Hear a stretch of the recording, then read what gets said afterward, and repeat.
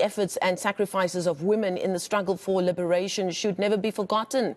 In 1956, thousands of brave women took on the apartheid government in a march to its seat of power. They were led by Albertine Sisulu, Helen Joseph, Lillian Ngoyi, Sophie de Bruyn, and of course, Rahima Moosa. Now, today, the Ahmed Kathrada and Sophie and Henry de Bruyn foundations are paying homage to them. They will visit their graves around Gauteng.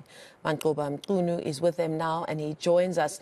Manqoba, a struggle continues with hashtag Justice for Babita also launched as part of today's proceedings. What are we expecting to see play out on such a touching way of memorializing those women?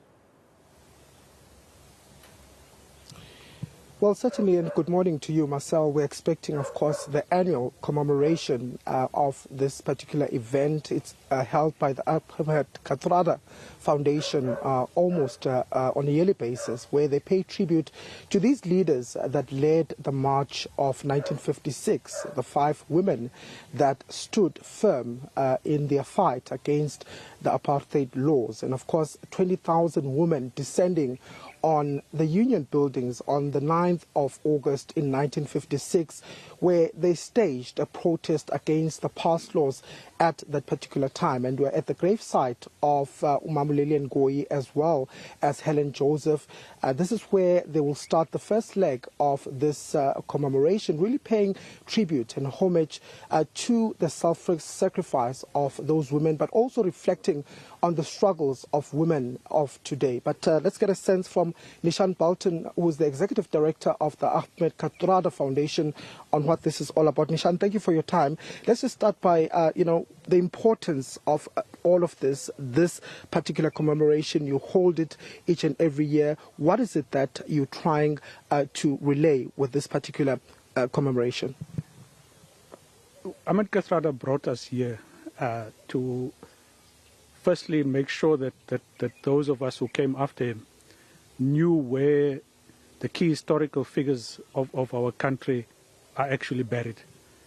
He was fearful that over time, people like this would be forgotten. So first and foremost, we want to ensure that their gravesites, their stories, and their legacies are never forgotten. And that's why we bring people here every year. We tell the stories of the march, the leaders of the march, to generations of young people who, unfortunately, today are a bit late, but who will then continue this work for as long as is required. But we do history work not just for the sake of doing history work, but to draw the lessons from history and to draw from it the information and the guidance that we need to deal with the problems of today.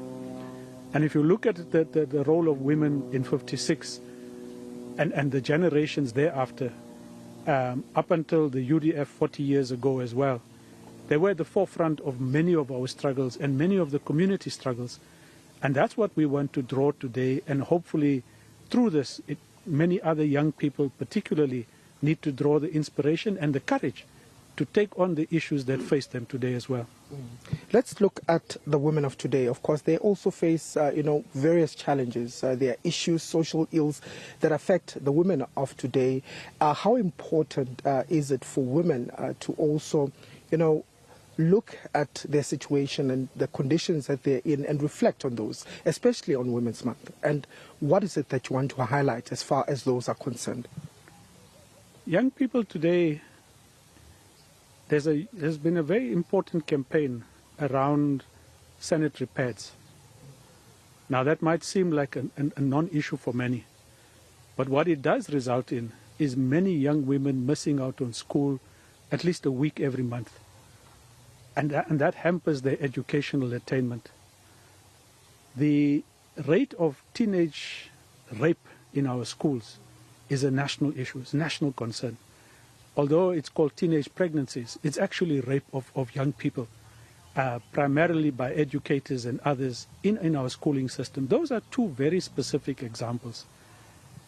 But we also know of many stories where mothers are unable to feed their children and give them basically water to get through the day. The issue of hunger, unemployment, security, safety of women are perhaps greater today than they've ever been before. And those are just a few of the challenges that I think we face. We've made advances. Politically, there's a higher representation of women across the political sphere, I think within the corporate sector, as not as it should be.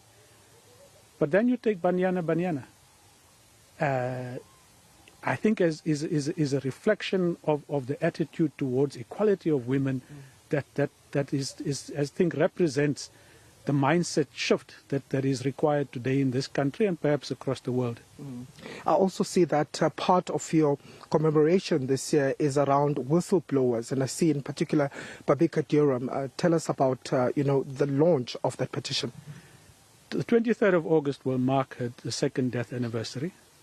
We had hoped by this time that acting on the SIU report, as a minimum, the people implicated in all of the corruption that was flagged at the Department of Health would have been suspended.